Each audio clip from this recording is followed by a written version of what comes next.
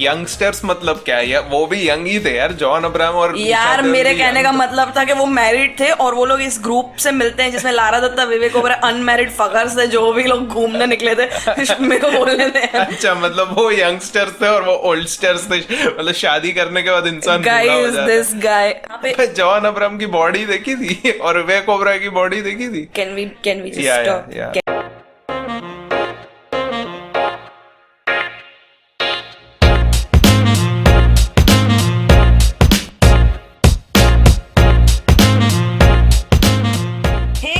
I'm Jarna and joining me is my छोटा भाई Shantanu. Hello guys, आज है एक स्पेशल एपिसोड क्योंकि आज हम भाई बहन थोड़ी चिट चैट करेंगे बॉलीवुड हॉरर फिल्म्स के बारे में, जो कॉन्सेप्चुअली तो बड़ी अच्छी थी बट टेक्निकली उतनी अच्छी नहीं थी because of the era and there are couple of exceptions. Nonetheless ये मूवीज हमारे लिए काफी स्पेशल है right. और आपको देखनी है तो देखो, फ्री बैठे हो तो देखो, नहीं तो do whatever you want to do. Salman की कॉपी कर रहा है। हाँ, थोड़ी बहुत कोशिश की है पर आई नो घटिया है, but I have peaked, this show has peaked. I think we should call it quits. इससे ज्यादा अच्छा मोमेंट नहीं बनेगा ये पॉडकास्ट। बस हो गया, best Salman impression ever. Is it? I don't no, continue. Okay, बचपन से ही मुझे और शांतनु को मूवीज देखने का बड़ा ही शौक था और तो कुछ हम करते नहीं थे बचपन में, पढ़ाई में भी बिल्कुल मन नहीं लगता था। वो तो दिख ही रहा है। So and surprisingly our families also never asked us to stop, क्योंकि इनफैक्ट वो ही सबसे ज्यादा बड़े मूवी फ्रीक्स थे। From our grandparents, parents, our cousins, everyone was such a big fan of melodramatic, action-packed Bollywood films that it was almost a ritual to watch films in our house. Everybody used to talk in Bollywood references, and I remember every Saturday and Sunday हमारी एक बड़ी सी joint family थी, उसके सारे लोग एक ही room में बैठकर टीवी पर न्यू मूवीज देखा करते थे। हाँ, पूरा खानदान ही पागलों का। So remember that city channel जिसपे सारी न्यू फिल्म्स की पायरेटेड कॉपीज टेलीकास्ट होती थी, हम सब बस वही देखते रहते थे पूरा दिन। So we both were allowed to watch everything. There was no censorship at all. हमारे माँ बाप को कुछ पड़ी ही नहीं थी, बच्चे क्या देख रहे, ब्रूटल मर्डर्स, खून खराबा, ये वो भूत आ रहे हैं। टेक्निकली पड़ी होनी चाहिए बट आई थिंक ये 90s के सारे बच्चों की कहानी है। And that is how we started watching horror films with our family. तो हुआ करता था ऐसा कि सैटरडेज और संडेज को न्यू फिल्म्स टेलीकास्ट होती थी, साथ ही साथ Friday was the horror day. तो जो भी न्यू फिल्म्स आती थी फ्राइडे को, वो रात को 10 साढ़े 10 बजे के करीब सिटी चैनल पर आती थी। रिमेम्बर? यस। ऑब्वियसली हम तो पढ़ाई में उतने इंटरेस्टेड थे ही नहीं, रात को 10 बजे से 1 बजे तक बस हम हॉरर फिल्म देखने बैठ जाते थे। 4th स्टैंडर्ड में, 3rd स्टैंडर्ड में कौन पढ़ाई करता है बच्चा? मेरे को नाम लिख के बता दे, कोई नहीं करता। स्कूल तो जाते ना अगले दिन। अरे स्कूल हम लोग को स्कूल की पढ़ी थी, सच बता। नहीं पढ़ी थी, बिल्कुल नहीं। हाँ, तो हम लोग रात के 10 बजे से 1 बजे तक बैठकर हॉरर फिल्म देखते थे और that is how Shantanu and I developed a fascination towards horror films. बहुत मजा आता था हमें हॉरर फिल्म्स देखने में। यूजुअली बच्चे इतना हॉरर देखते नहीं है but Shantanu and I don't know what were we, हम पागल थे थोड़े, हमको डराना बहुत अच्छा लगता था, तो एक दूसरे को ट्यूबलाइट बंद करके, रूम का दरवाजा बंद करके भाग जाना। That is what I used to do and you were the one who used to get scared. Always the butt of the joke, never the head of the joke. Anyway, I was the smaller sibling और obviously उनको ये सब सहन करना ही पड़ता है। Obviously, thank you for tolerating all my shit. हाँ जरना, मैं अभी भी तुझे टॉलरेट कर ही रहा हूँ, इसलिए यहाँ 12 बजे बैठ के तेरे साथ ये सब रिकॉर्ड कर रहा हूँ। You will have to do it for the rest of your life. Please आगे जाओ, अपनी स्क्रिप्ट पढ़ो, चलो। Okay, we जो रट्टा लगा के आए हैं, चलो। So you just spill the beans. As we mentioned earlier, आज हम उन हॉरर फिल्म्स के बारे में बात करेंगे जो हमें बहुत अच्छी लगी है and somehow they have impacted our life. Starting off with Raj. Please guys, unsubscribe का बटन मत दबाना, मैं राज की बात कर रही हूँ, राज मूवी की। आई एम श्योर बचपन में आपका भी एक गिल्टी प्लेजर हुआ करता होगा, तो गाइस सुनना ये बात प्लीज। किसी को ऐसा ना लगे मैं राज की बात कर रही हूँ, मतलब मैं आपको एक सीक्रेट बता रही हूँ। सिगरेट पीता सिगरेट नहीं यार बाबू भैया, सीक्रेट की बात बताए। No more Aloknath references. So yeah, it will be a total injustice if we talk about horror films and not mention Raaz. So almost सारे लेट 90s किड्स का exposure towards great horror film started with Raaz, right? So it was released in 2002 when we used to like watching Bipasha Basu and Dino Moria together. Vishesh Films was also producing some meaningful films back then. Now 83 Razes and and 34 murders later in 2020, Vishesh films have almost become a parodied version of their former self. Exactly, क्योंकि पहले ये film आई और ये movie के इतने renditions की हैं, विक्रम भट्ट ने खुद ने अपनी मूवीज की वाट लगा के रखी हुई है। Totally. So now coming back to Raz, it was a very well shot horror film. There were barely any deliberate jump scares, and what makers were actually intending to do was create a fear in our heads by using the ambience and the background score. Plus, it was shot in Ooty, so it's an added bonus. It's not that this film was totally perfect. Film का premise काफी cliché था and साथ में unnecessary songs भी थे जो हमने tolerate कर लिए थे. But this movie had to be on our list for its nostalgic value. Exactly, और आशुतोष राणा इसमें वो प्रोफेसर बने थे जो इसको पता नहीं क्यों पैरानॉर्मल चीजों के बारे में इतना सारा एजुकेशन है। और अभी रिसेंटली जो 2019 में विक्रम भट्ट की फिल्म रिलीज हुई थी, क्या नाम था, घोस्ट या भूत या घोस्ट, ऐसा ही कुछ नाम था। नाम उसमें ही वापस आशुतोष राणा वही प्रोफेसर का रोल कर रहे थे जो लड़की को आके बताता है कि भूत ऐसा सब करता है। विक्रम भट्ट 20-22 साल में उससे आगे बढ़ा ही नहीं है कि उसको एक लड़की चाहिए जो डरी हुई है और एक प्रोफेसर चाहिए और उसको आशुतोष राणा ही चाहिए जो आके उसको समझाए। लास्ट में उन्होंने कोई जीसस क्राइस्ट का साइन या हनुमान चालीसा पढ़ा कि नहीं पता नहीं, मैंने देखी नहीं थी, बट मैंने ये अनुपमा चोपड़ा के रिव्यू में सुना। मूविंग ऑन, थोड़ा अच्छी हॉरर मूवी पे आते हैं, like actually well made movie पे आते हैं, called Tumbbad. Tumbbad is a classic tale of greed mixed with fantasy and horror, beautiful cinematography and breathtakingly detailed production design, ambient score and soundtrack. This is not a jump scare fest, it's a slow burn, क्योंकि इस horror को भूतों से evoke नहीं किया गया है बल्कि इंसानों और उनकी चॉइसेस से इवोक किया गया है। The movie which was in making since 2012 finally released in 2018. ये फिल्म का फाइनल कट रेडी था 2014 में, but they were not satisfied with it, so they started making it all over again. How many artists and filmmakers have the guts to accept that? Budgetary restrictions delayed it further. Hats off to Rahi Anil Barve, the original visionary behind the tale of Tumbad, and Adesh Prasad, the co-director, to see the project through. ये लोगों ने ये भी बताया कि through out the course of the making काफी लोगों के ब्रेकअप्स हो गए, काफी लोगों की शादियां हो गई, काफी लोगों के बच्चे हो गए, इतने साल लगे इस फिल्म को बनने में। Exactly. सोहम शाह जो इस फिल्म के प्रोड्यूसर भी हैं और लीड एक्टर भी हैं, और ये दोनों चीजें वो बैलेंस कर ही रहे थे बहुत अच्छे से। उसके साथ साथ उनको ये चीज भी बैलेंस करनी पड़ी कि 5 साल तक एक कैरेक्टर में रहना और उसकी कंटिन्यूटी मेंटेन करना, that is a difficult task in and of itself. Some of the best child actors I have seen are in this movie.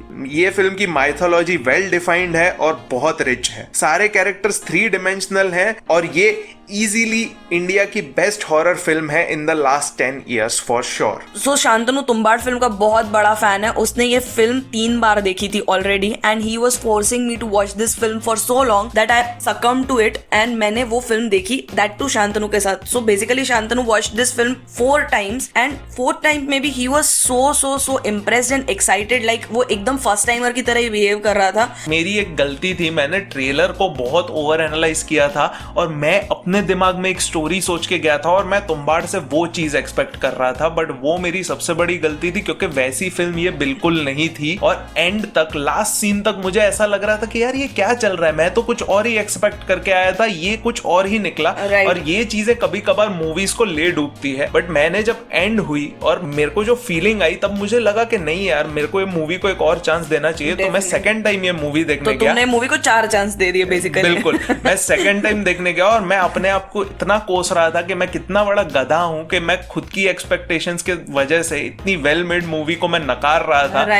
इसलिए मैं उसकी भरपाई करने के लिए अब इसको 2 नहीं 3 नहीं 4 बार देखूंगा और उनकी टिकट के पैसे उनको दूंगा क्योंकि वो 6 साल की मेहनत है। They deserve it. Yeah, exactly. Can't enforce enough the importance of background score and sound design in this movie. So moving on, मेरी लिस्ट पर है अभी काल। I don't know how we divided this list, but it's a pure coincidence that all the films that I am talking about have a nostalgic value. So forgive me if I'm being a little biased today. Released in 2005, Kaal is a movie which primarily talks about suspicious deaths occurring in Corbett National Park. Film में दिखाया गया कि there is a ferocious tiger who's killing people in the national park. So इसी चक्कर में national geographic के correspondent Krrish अपनी wife प्रिया के साथ नेशनल पार्क के लिए निकल जाते हैं। So Krish played by John Abraham and Priya played by Esha Deol head for the national park एंड वहां पे वो लोग एक ग्रुप ऑफ यंगस्टर्स से मिलते हैं जो नेशनल पार्क आए हुए हैं to spend their holidays. Youngsters मतलब क्या है? वो भी यंग ही थे यार, जॉन अब्राहम और यार मेरे कहने का मतलब था कि वो मैरिड थे और वो लोग इस ग्रुप से मिलते हैं जिसमें लारा दत्ता, विवेक ओबेरॉय, अनमैरिड फगर्स थे जो भी लोग घूमने निकले थे। मेरे को बोलने थे। अच्छा, मतलब वो यंगस्टर्स थे और वो ओल्डस्टर्स थे, मतलब शादी करने के बाद इंसान guys this guy. John Abraham की बॉडी देखी थी और विवेक ओबेरॉय की बॉडी देखी थी। Can we just stop? Can we just okay? So वहीं पे they meet Lara Dutta and Vivek Oberoi and their group जो वहाँ पर पिकनिक या हॉलीडे के लिए आए हैं। Creating this premise and shooting in the forest was a smart choice by the creators, जिससे एक perfect horror feel आती है। There are so many moments in the film which keep you on the edge of your seat. I watched this film when I was in 5th standard and I was so scared that I kept on asking one of my cousins कि who's the killer? पूरे time I kept on asking and then he finally told me in the first half itself that Ajay Devgn is the killer. अरे spoiler क्यों दे रही है यार फालतू में? यार काल तो सबने देखी होगी ना यार, मतलब अबे ये स्टार वॉर्स थोड़ी है कि Luke I am your father, वो तो सबने सुना होगा। एक काम कर, काजोल इज द किलर, इस मूवी में Ajay Devgn is the killer. I am really sorry guys. एक काम करते हैं, तू अभी ऐसे जोर से चिल्ला स्पॉइलर अलर्ट, और मैं एडिट में फिर वो आगे डाल दूंगा तो लोगों को लगेगा कि हम थोड़े रिस्पॉन्सिबल से आदमी ओके, हम लोग रिस्पॉन्सिबल लोग हैं, हम लोग स्पॉइलर्स नहीं देते हैं। Spoiler alert, Ajay Devgn is the killer in the film, जो कि मुझे मेरे कजिन ने फर्स्ट हाफ में बता दिया था। स्टिल जितनी भी बार मैं ये मूवी देखती थी I used to be equally scared. और हमारे नेपोटिज्म के देवता मिस्टर करण जौहर का नेपोटिज्म तब भी काफी हाई था। इसमें उन्होंने लिए सुरेश ओबेरॉय के लड़के और हेमा मालिनी की लड़की। तब वो अपना उनका एक अलग नीश चल रहा था कि वो लोग ऐसे सुरेश ओबेरॉय वाली चीजों को भी नेपोटिज्म कंसीडर करते थे। अब तो लाइक बड़े बड़े स्टार्स और डायरेक्टर्स के बच्चे आ रहे हैं। क्यों? चंकी पांडे की बेटी भी नेपोटिज्म ही होती है और शक्ति कपूर की बेटी भी नेपोटिज्म ही होती है। हाँ, वो तो काफी मतलब नॉन एग्जिस्टेंट हो गए, तो मैं भूल गई थी। So moving on, this film didn't make any big numbers at the box office, but it was great to see Dharma and Red Chillies penetrating into this zone with Kaal. अबे पूजा बेदी की बेटी भी नेपोटिज्म होती है। We are slowly losing subscribers and our minds. So next on our list is Phobia. Oh हाँ, मेरा है नहीं। Another film which would have benefited if it was released as a Netflix original movie. और Netflix और राधिका आप्टे का जोड़ तो हम सब जानते हैं। A small and contained psychological thriller with minimal budget starring Radhika Apte as a protagonist sounds like something Netflix would have been interested in. The writers keep you guessing right till the end that what this movie is actually about. When the movie is about to end, you will feel satisfied and all your questions will be answered in such a way that everything would make sense. Sometimes when there is a twist in horror movies, it is not well thought out, makes the series of incidents that came before redundant. Phobia वैसी movies में से एक बिल्कुल भी नहीं है। बिल्कुल। तो मेरा लास्ट का रिकमेंडेशन सुन के आप लोग मुझे बहुत ही गालियां देंगे, बट ये लास्ट रिकमेंडेशन है and I really love this movie. So it is डरना मना है। डरना मना है sets the most cliché yet the perfect setup for a horror film. This story starts with 7 friends going out on a holiday of course, and एक deserted जंगल में उनकी car खराब हो जाती है and then they begin narrating horror stories to each other, and that's where the movie begins. हर एक friend की एक कहानी है which is shown differently in this movie, which makes it a combo of 6 short horror films. All these short films are shit scary because along with touching upon the basics of paranormal, they address different forms of horror like horror of uncertainty, horror of being stuck in a place, and horror of being stuck inside an object. For 2003, this film was very clever क्योंकि इतने अलग type के horrors को address करना in itself is a very bold move, क्योंकि तब हम बिल्कुल यही जंप स्केयर्स वाली फिल्म्स देखा करते थे कि भूत आके पीछे से डरा रहा है एंड स्टफ। तो उस टाइम के हिसाब से ये film was really well made. If you will watch this film now, maybe आपको ऐसा लगेगा कि it's not a well made film, but I think for 2003 या as I said it was a great film. और मुझे ये कभी नहीं लगा था कि मैं बड़े होके ऐसी चीज बोलूंगा, बट मेरी लाइफ का सबसे scary scene, scary moment in any scary movie ever is Rajpal Yadav holding an apple and coming towards the screen. Yeah, would you ever expect Rajpal Yadav to be in a horror film? Next मैं बात करूंगा एक technology से related horror movie की। आजकल Hollywood technology से related horror films बनाने में बिजी है, जबकि बॉलीवुड ने 2008 में ही उस टाइम की प्राइम टेक्नोलॉजी मतलब टेलीविजन पर एक हॉरर फिल्म बनाई थी कॉल्ड 13B। ये मूवी 2 लैंग्वेजेस में साइमल्टेनियसली रिलीज हुई थी, तमिल और हिंदी। इस मूवी का कॉन्सेप्ट और स्ट्रक्चर बहुत ही बढ़िया है, लेकिन टेक्निकली ये फिल्म बहुत लैग करती है, partially because of the budget and era it was made in. Makers का इंटेंट भी एग्जीक्यूशन में काफी साफ दिख जाता है कि वो ऑडियंस को स्मार्ट नहीं समझते और सब कुछ स्पून फीड करने लगते हैं। All that nit picking aside, I can assure you कि ये फिल्म देख के थोड़ा अनकंफर्टेबल फील तो होगा ही, बिकॉज ये ट्रू क्राइम स्टोरी भी है, तो उससे एक element of suspense and dread भी ऐड होता है। They have used technology very smartly, plus they get a doctor to explain it by saying कि इस दुनिया की सबसे कॉम्प्लिकेटेड मशीन है इंसानों की बॉडी, अगर आत्मा उसमें रह सकती है तो टीवी जैसी सिंपल मशीन में क्यों नहीं। बट ये हॉरर फिल्म कुछ हद तक बिलीवेबल है, बहुत ज्यादा। सो गाइज, ये थी आज की हमारी हॉरर फिल्म्स की लिस्ट जो हमें बहुत पसंद थी। Make sure to tell us in the comments below कि आपकी बचपन की फेवरेट हॉरर फिल्म कौन सी है, और या तो ऐसी कौन सी इंडियन हॉरर फिल्म है जो आपको बहुत पसंद है। इसके साथ ही हमारा पॉडकास्ट सुनिए एंकर FM, स्पॉटिफाई, जहां पे भी आपको आपके पॉडकास्ट मिलते हैं। इसके अलावा हमारा एक इंस्टाग्राम पेज भी है, उस पर भी लाइक कीजिए, उस पर भी हम अलग कंटेंट अपलोड करते रहते हैं। इसके अलावा एक दूसरा यूट्यूब चैनल है जिस पे आप ये पॉडकास्ट का ट्रिम डाउन वर्जन सुन सकते हैं, जिसमें थोड़ी कम बकवास होती है। हाँ, तो गाइस, अगर आपके पास टाइम नहीं है and if you want to catch up on some good films और आपको हमारे रिकमेंडेशंस पसंद आ रहे हैं, तो you can check our alternate YouTube channel which is the Cine-ster. Okay, so keep liking, keep subscribing, keep sharing. Thank you so much.